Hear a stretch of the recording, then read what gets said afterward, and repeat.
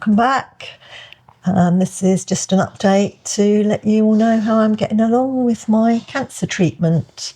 I'm currently on day 25. And a lot's happened since last time, hasn't it, really? So since our last update video, the main thing I had done straight after that was I had the Portacath fitted. So I had to go up to a hospital in Maidstone in Kent.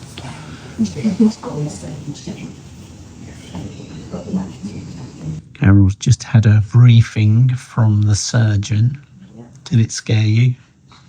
Yeah, not really. It's unexpected, isn't it? Oh, I've still got my tab on here. Oh dear. That's right. Carol's just got back from surgery. Are you wheezy? It wears off quite quickly. Yeah. So they gave me some sedation through a cannula and then a local anaesthetic. Well, it's nice to see her back from surgery, safe and sound. And it obviously went well because she was soon tucking into a tuna sandwich. Meanwhile, I went for the egg mayonnaise. That tasty. That hits the spot. Just what you needed, eh? Very tasty sandwich. Because you haven't eaten anything since late last night, have you? Good, enjoy that. So to explain what it is, I'll put a picture on the screen, but it's a bit bigger than a pound coin, and it's like a little metal cup that sits under the skin, and across the top of that cup is a membrane that you can inject into. And there's a long tail tube, isn't there? Yeah, that connects to the main vein that comes out of your heart. Yeah. So it goes all the way down there. So they can use it to take bloods out and to put the infusions in as a two-way. There's two basically things you can have done. You can have a Portacath or you can have a PICC line in your arm. Yeah. The PICC line is more visible and you have to be very careful of it because it sits on top of your skin, so you can bang it, all sorts of things. But the Portacath is completely under the skin and they inject through the skin, don't they, into the device. Yeah, yeah. And that one sounds far more scary, but now you've had it, what's your views on having a Portacath? So it's been about 10 days since I had it done, and it's still not completely healed yet. There's quite a lot of bruising, which will obviously take probably a couple of weeks or so to heal. Yeah. So at first I was really wary about touching it, and it was quite painful, like when I moved and like in bed at night, but that does wear off. When they actually inject into it, it is quite painful. That's because it's going through your skin. Because it's going through my skin, and obviously there's nerve endings in my skin that's feeling the pain. Look, no hands. It's all going through the port. That's right. So much easier. It's worked well, hasn't it? Yeah, excellent. The dreaded yellow bags of chemotherapy. Just before we leave home, I just put a dab of Emla cream on and then put a micropore dressing over the top. Yeah. And then by the time I get down there, it's all anaesthetised. So. Yeah, and it was much better, wasn't it? And it was much more than just like a pinprick you get when you're having a normal injection. Don't be frightened of having a Portacath. Oh, it's just so much easier than trying to get in a vein in your hand. Because before you would go down there and you'd be anxious, will they be able to get a vein? And of course, being anxious makes it even worse to get a vein. And you'd be drinking lots of water to get your veins up and everything. And now you don't even think about it. No, and it's just so easy. And then once they're in, they can just draw off all the bloods they need. Yeah. Just really quick. As well as inject the chemicals for the treatment. Yeah. And then when you're having your chemical infusions done, then you've got your hands free to do whatever you want to do. And it's also much easier and less stressful for the staff. Yeah. So I haven't had it done, but I would say from watching how it's impacted on you, I'm glad I had it done. Go for a Portacath. And I'm glad I had it done early, like after the second week. Yeah. So, and they were able to use it straight away. I had it inserted on the Tuesday, and the doctor that inserted it left a needle in ready so that they could use it the next day straight away. Yeah. And then that following day you had Zoledronic acid, didn't you? Yes. So That was the infusion that they do to strengthen my bones, which they're going to have to do every 6 months for 3 years. Yeah. So this zoledronic acid, it's the first time I'd had it, and it did cause a bit of a reaction the following day. So what day is it today then? This is day 16. Yeah, so the day after our last video, isn't it? Yeah, and the day after the 3rd session of chemo. So how are you feeling today then? Well, this has been the worst day so far. I've just felt really weak all day today. A bit cold this morning, weren't you? This morning I woke up and I felt very cold, whether it's like there's been a change in the weather. It has been cold and rainy all day. Pouring down. But my hands and feet were cold, so I've been wearing these gloves. You didn't really notice it because it was me who said your hands are very cold. Yeah. So I've got thick socks on, and I had gloves on and a nice blanket covering me up. And I've just been lying here. I could have put a hat on as well, but I think this was enough. And then that warmed me up. Yeah. And I was eating all right. I had some lunch. And then my shoulders were really achy. So we thought I'd take some paracetamol, but as the nurses said, if you're going to take paracetamol, take your temperature first, just in case you've got a fever, because paracetamol will hide that. So we took my temperature. You've got to be careful taking your temperature, particularly if you're poorly, because you didn't take it correctly, did you? And you got a very high reading. Oh, yeah. And then that immediately sent you into a panic. Yeah. If you get a little bit of earwax or something blocked on the end of the thermometer, it gives a really high reading. Or if you touch the inside of your ear, it gives a false high reading. You have to get it in just the right position. So I was in the kitchen with you and you were in a panic. And, we got to go up the A&E. And also feeling cold and your temperature dropping is one of the warning signals to go straight up to an A&E. Or high temperature. So I took the temperature for you, didn't I? And got a normal reading. And then we took it again and got a normal reading. So panic over. Yeah. But we did ring the Nuffield anyway in Brighton just to be sure, and spoke to one of the nurses there. And that's when he said it is the zoledronic acid. That's doing it. It's doing it. That is a classic symptom that you'll be achy and cold. So I feel better today than I did yesterday. Right, we're down at Seaford now in our usual little spot. Are you enjoying yourself? Yeah, feel so much better being out of the house. Yeah, herbal teas today. This is a new gadget. Got a Kilner jar for our water that holds 5 litres. So when we're just out for the day, it saves having to fill up the main tanks. We're keeping the bed down whilst Carol's unwell, and it wasn't long before she was enjoying a nap.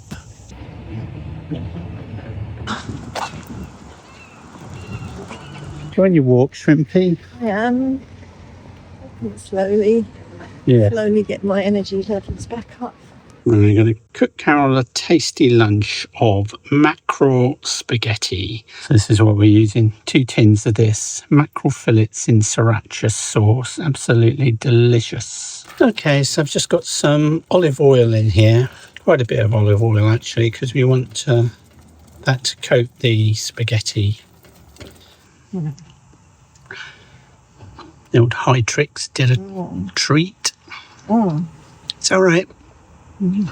Yummy, good. If you haven't tried this, do give it a go because it's absolutely amazing. Well, so after our lovely day up at Firle Beacon, which we featured in the previous update video. My favourite place to park. Yeah, we had... you had a nice letter, didn't you? A letter came through the post addressed to me. And it's a parking charge of £100 for when we stayed at Firle Beacon the other day. Yes. I thought, well, we're contesting this. Because we paid on the Flowbird app. Yeah. And, of course, it's all number plate controlled. So they had a photo of our number plate, a photo of the van coming in. And then they had the exact times that we'd gone in and out. So this is where we got into a bit of a problem, because we'd gone into the car park at about 11:47 or something. Then, of course, by the time we'd found somewhere that was flat to actually park and levelled it, and we were so busy talking, weren't we, and chatting and that we'd forgotten that we haven't paid. Yeah.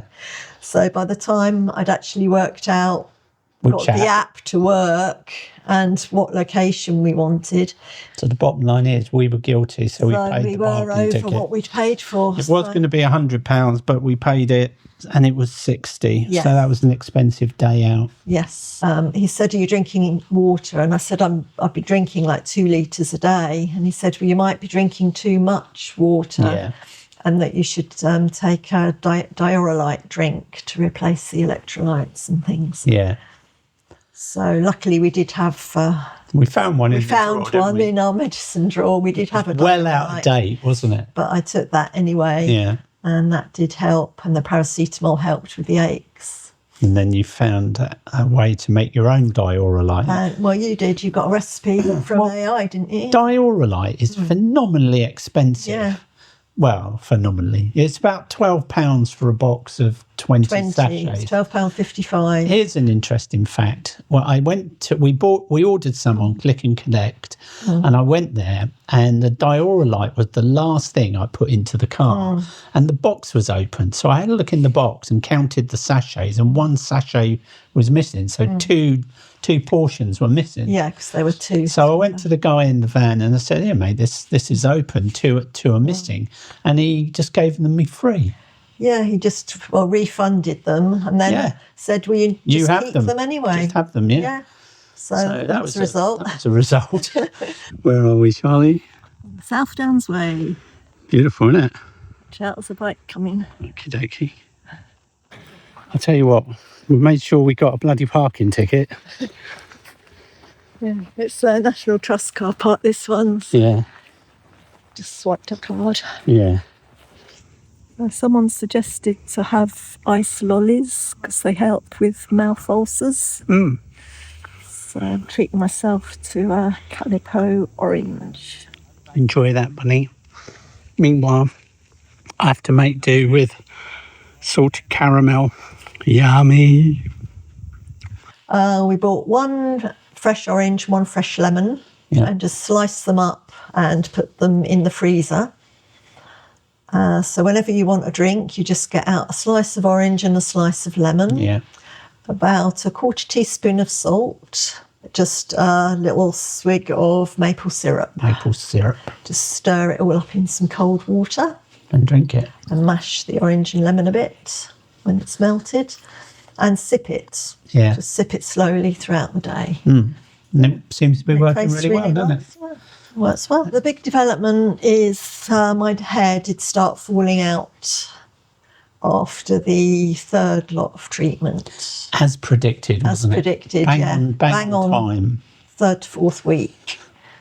Yeah. Yeah. So one day I just went to wash my hair and it was just coming out in big clumps and it was really difficult to wash. So I just said to Ken, it'll be easier if you just shaved it all off. That was a bit of a sad old day then, wasn't it? Yeah. I don't know. It didn't really Well, for you, it was a great relief. It was a relief because it was so much easier than just have, I would just, touch my hair and I'd have a big clump of it come out, and then it was all coming out in the bed and everywhere around the house. Today is day 22 of my chemo cycle. So we're back on our way to the hospital for my fourth round. So it's a complete new cycle now. I'll have the full works, the immunotherapy and 3 lots of chemo. So I think it's going to be a full day session. And I'm also seeing the oncologist today for my first checkup with him. Now that Carol has a Portacath, she finds that wearing an over-shoulder bag doesn't really work for her because it pulls on the Portacath. So she's finally bought a bum bag to make things easier. Yeah. You're not going to wear it like that, are you? No. Because you're better off. But people do when they're travelling. For more security, Security, wear it on your front. Very smart, Shrimpy. Well done. I think it was only the day before or something you did mine, wasn't it? I've done. And I said to you, do me a number one, wasn't it? Yeah. Which is one shorter than I normally would go. Yeah. I said, so I'll do it in solace with you. Yeah. So I had a number one as well. Yes. Carol had a number one. Yeah. So this is the wig. This is the wig. First one of the wigs. I do. One of the wigs. What a transformation. Yeah. And then there was hair. Yeah. Looking good, Bunny. Okay, fit to go out? Yeah, going to take you out now. Good. The wig had its first day out, didn't it? Yes, the other day. We went out. We went down to Petworth. Yes, so the idea was to go and find somewhere in Petworth in the village where we could have a lunch sitting outside. Yeah. So we gave up on that restaurant in Arundel. No, Petworth. Petworth, rather. It was absolutely manic. And when we finally got to the front, they didn't have any of the food we wanted or the drinks. So I thought, just give it up. So we've come to Petworth House, which is a National Trust property. And we're making a beeline for the cafe and hope they've got some sandwiches left. We finally got some lunch. Well, it's not quite salami, mozzarella, panini and tortilla strips. No. It's really tasty. But beggars can't be choosers. So what have you got? Tuna and sweet corn. And a packet of Piper's cheese and onion. I got the same, and I'm trying one of their curry cauliflower pasties. And we got a couple of Luscombe ginger beers. And you met two lovely subscribers, didn't you, in their car? Oh, yes, we did, in Petworth Town. A lady in the car. Two ladies in the car, I think it was, wasn't it? Yes, who were subscribers. Yeah, so nice to meet you and say hello. And you were the first people to see the wig. You were the first to see the wig in action. And they didn't realise, did they? No, she's a lovely lady. More confidence. Yes, said how well I looked, so that's encouraging. But that was a very challenging day with the wig because we went for a walk in the park, didn't we? And it's a vast open space and it was so windy. Windy down by the lake, yeah. That's a test for your wig. Yes. Yeah, they won't be able to hear us. Full on wind. Full on wind.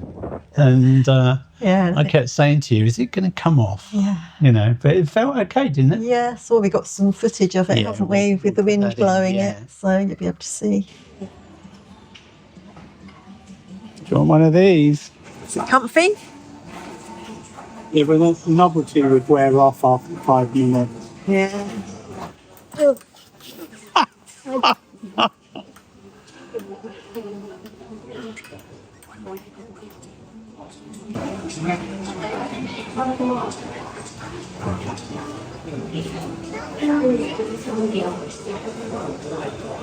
We've got new seats in the garden now, haven't we? We have.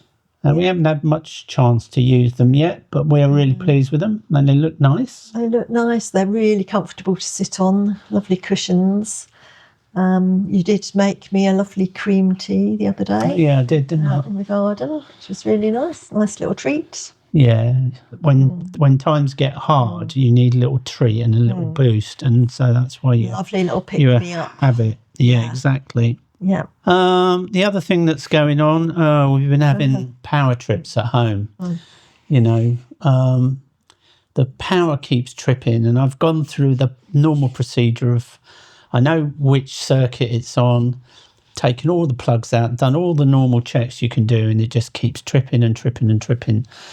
So the house at the moment is crisscrossed by extension cables, isn't it? Yeah. Because I'm having to take power from good circuits to keep the fridge and freezers going, the TV and internet going. Yeah. Anyway, they're coming on Tuesday to have a look at that. Yeah. But I've got a horrible feeling the house is due a rewire. The house was built in the 60s. And actually, I think it would be good if we did get a rewire because it would allow us to move a load of stuff and get it all done future-proof once and us. for all. And then we can have the whole house decorated again, can't we? Yeah. Which can't be done until that rewire is done. Yeah. But that'll be a bit of a pain that it's come now. But you can always sit in the van, can't you? Or go to your sister's if necessary, or we'll see. if it all gets a bit too much. Yeah. So what about your current treatment? Where are you at? So I've started the second cycle was last week. So because I was having the full works with the immunotherapy and the chemotherapy, I had to go in an extra day on the Monday because they like to have the bloods taken 48 hours before the immunotherapy. Yeah. So that was an extra trip. They take a lot of blood, don't they? Oh, they take an awful lot, yeah. So they took that on the Monday, and then when I went in on the Wednesday, they had to take more bloods on the Wednesday as well for the chemo. Yeah. To make sure that my blood count was fine for that. So, and then you just have to wait a couple of hours to get those results back. And then you had the full Monty again, didn't you? The immuno and 2 lots of chemo, with all the flushes in between. And one of the chemo is glucose-based, so they have to put a bit of glucose in as well for that. But we were in there got there at 9 in the morning and we left, and then afterwards as well at 3:30, which timed in just perfectly because they just about finished about 3:15. Then I had a appointment with my oncologist at 3:30 just to have a check-up to see how things were going. Professor Batelli, yes, very nice. And he was very happy with my progress and that I'm not having too many side effects. Yeah. But the biggest news is he examined the lump and it has shrunk from 3.3 centimetres to 1.5 centimetres. So more than halved in size already after just 4 weeks. Which is amazing, isn't it, really? Good, yeah. Yeah, that was the first time I left you there, wasn't it? Oh, yes. Yeah, you know. Knew it was going to be a long day, so. I tried something different because all the times up till now I've sat there and it's not the most comfortable chair. No. Keep saying you're going to take a cushion in. Yeah, and I keep forgetting to take the cushion. Yeah. So this time I went off for a walk with my nephew who lives in Hove and met 2 subscribers along the seafront there. Yeah, and they recognised you. Yeah, you recognised me. Yeah. I imagine they thought, who's this strange bloke? Yeah. Anyway, it's nice to meet you. Sorry, I didn't catch your names. Oh, I did catch their names. Hang on. I'll add your names in now. Right. So back in the car, 6.5 hours later, I've had my 4th round of treatment, which was my first day of my second cycle, full works of immunotherapy and 2 chemo drugs with all the nausea tablet and steroids and antihistamines as well. Okay, well, I think that's everything. Yeah, we had a lovely day out at Seaford yesterday. In the van. Yeah. We were hoping to get down there to stay at the little campsite they've got down there on the seafront for a couple of nights. Campsite. But we sent them a message. Sent a message trying to book, and we rang them, didn't they? Didn't answer the phone. Didn't answer the booking inquiry, so we've given up. But as it turns out, we've got to be back anyway for the electrician coming round, so we couldn't have gone anyway. No. But we went down there for the day yesterday, and we did 2 walks. Yeah. We did 1 walk towards New Haven and then 1 walk in the other direction. We did about 5.5 miles altogether. Yeah, you did during really the day, well, didn't you? So lots of fresh sea air. It felt really good. Yeah. Anyway, that's everything we have for you. Yeah. Thanks for all your lovely comments. Yes. So, yet again, we've been overwhelmed by loads of lovely comments and all your good wishes and prayers, and they're all very welcome. So thanks very much. And again, we are reading through them all. So if we've hearted them, we've read your comments. Yeah. Okay, then. We'll see you in the next one. Okay, see you soon.